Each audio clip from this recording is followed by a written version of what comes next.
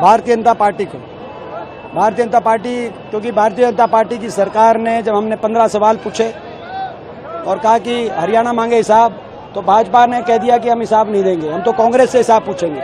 जब ऐसा हुआ तो जब वो हिसाब नहीं देना चाहते, 10 साल की अपने इस हरियाणा को बर्बादी कगार लाने के बाद, तो उनको ये बताना हमारा फर्ज है कि ये हरियाणा है प्रधान। भाजपा को कह रहे हैं ये हरियाणा है प्रधान, यहाँ लोग सच्चे हैं, सीधे हैं, ठगे भी जाते हैं। भाजपा ने ठगा 10 साल, लेकिन अगर आप ठगोगे तो आपका हिसाब, आपसे हिसाब जरूर लेके रहते हैं। दिन ब दिन जब यात्रा आगे बढ़ रहा है, काफी उत्साहित नजर आ रहे हैं। राहुल गांधी की यात्रा में भी था, क्या ये यात्रा क्रांतिकारी साबित होगा हरियाणा में? मैं समझता हूँ कि हरियाणा में प्रचंड बहुमत के साथ कांग्रेस पार्टी की सरकार बनेगी, लोगों ने मन बना लिया है। लेकिन बहुत पहले से ये परसेप्शन हरियाणा में बन चुका है कि कांग्रेस की सरकार आ रही है। कभी कभी राजनीति में ये ठीक नहीं होता है। देखिए, हम दिन रात मेहनत कर रहे हैं। हम आज हमारे मन में आत्मविश्वास तो है, लेकिन अति विश्वास नहीं। अति विश्वास होता तो हम घर बैठते। हम दिन रात, आप देख रहे, कांग्रेस का हर कार्यकर्ता भाजपा की विफलताओं को घर घर तक लेके जा रहा है। दिन रात हम मेहनत कर रहे हैं। हरियाणा में कांग्रेस जीतेगी तो आपकी जीत मानी जाएगी। गठबंधन को एक शानदार सफलता लोकसभा चुनाव में मिला।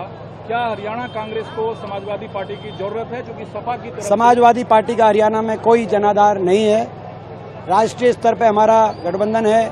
उस गठबंधन की मैं समझता हूं कि उस गठबंधन के अनुरूप कोई बात होती है तो उस पर क्या विचार पार्टी का बनता है समय बताएगा। लेकिन आज हमारा प्रदेश स्तर पर समाजवादी पार्टी के साथ अभी फिलहाल कोई गठबंधन नहीं है और समाजवादी पार्टियों को जनाधार भी हरियाणा में नहीं है। लेकिन कोई प्रेडिक्शन सर आप करेंगे? क्योंकि हर लोग जो नीचे खड़े हैं वो एक आंकड़ा बताते हैं, हरियाणा में इतनी सीट कांग्रेस को आने जा रही है। जितनी भी प्रेडिक्शन आप करेंगे उससे ज्यादा सीट, ये एक प्रेडिक्शन मैं कर रहा हूँ। कोई आप आकलन कर लीजिए, उससे ज्यादा सीट कांग्रेस पार्टी की आएगी। के सामने इतने, सरकार के सामने इतने सवाल खड़े कर दें, हरियाणा मांगे हिसाब, ये ऐसा नारा आपने सामने रख दिया, सरकार कैसे जवाब दे पाएगी? सरकार जवाब नहीं देगी तो कौन देगा? 10 साल सत्ता में कौन था? जवाब तो देना पड़ेगा। दूसरा एक बहुत इंटरेस्टिंग आंकड़ा आप बताते हैं कि सबसे ज्यादा जो अपोजिशन के तौर पर वोट मिला वो हरियाणा में मिला। वो वोट क्या उस बदलाव के लिए है जो आप अपराध, क्राइम, लोग सरकार से कितना दुखी है, ये मत प्रतिशत ये दिखा रहा है। सबसे देश में ज्यादा मत प्रतिशत, जैसे आपने कहा 47.6% मत प्रतिशत देश में सबसे ज्यादा। विपक्ष को, इंडिया गठबंधन को, कांग्रेस को मिलने वाला वोट या इंडिया गठबंधन को मिलने वाला वोट कोई दक्षिण में, तमिलनाडु या केरल या कर्नाटक या तेलंगाना में नहीं, दिल्ली के 3 तरफ बसे हरियाणा में मिला। ये एक संकेत है लोगों ने जो दिया है, साफ संकेत दिया है कि लोग भाजपा सरकार से दुखी हैं और इस सरकार को बदल के ही चैन लेंगे। सबसे ज्यादा वोट दलितों का मिला है, जबकि भाजपा जब आई थी तो कांग्रेस को दलित विरोधी हर वर्ग का वोट मिला। मैंने, आपने सुना, एससी समाज का, ओबीसी समाज का, अगड़े का, पिछड़े का, हमें किसान का, मजदूर का, गरीब का, व्यापारी का, कर्मचारी का, हर वर्ग का वोट मिला। इस हर 90 की 90 विधानसभा सीटों पर कांग्रेस का मत प्रतिशत बढ़ा है और भाजपा का मत प्रतिशत गिरा है। कोई फूट भी है कांग्रेस में हरियाणा? कोई फूट नहीं, एकजुट है। बजट सत्र पर एक सवाल सर, सरकार बजट सत्र लेकर आ रही है, जनता महंगाई से परेशान है, आप लोग सवाल उठाते हैं, क्या मुख्य मांगे आप लोगों की होगी बजट पे?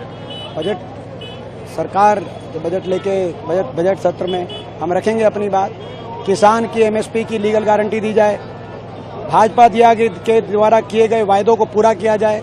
भाजपा ने जो वायदे किए थे, महंगाई को कम करने का वायदा, किसान को स्वामीनाथन कमीशन आमदनी दुगनी करने का वायदा, ये वायदे पूरे किए जाए। 2 करोड़ रोजगार हर साल देने का वायदा, फौज को 1 रैंक 1 पेंशन का देने का वायदा, तो ये सारे वायदे पूरे करें, ये हमारी मांग रही है। अगर आप ये वीडियो YouTube पर देख रहे हैं तो हमारे चैनल को सब्सक्राइब करें और बेल आइकन को दबाना ना भूलें। अगर आप Facebook पर ये वीडियो देख रहे हैं तो हमारे पेज को लाइक करें।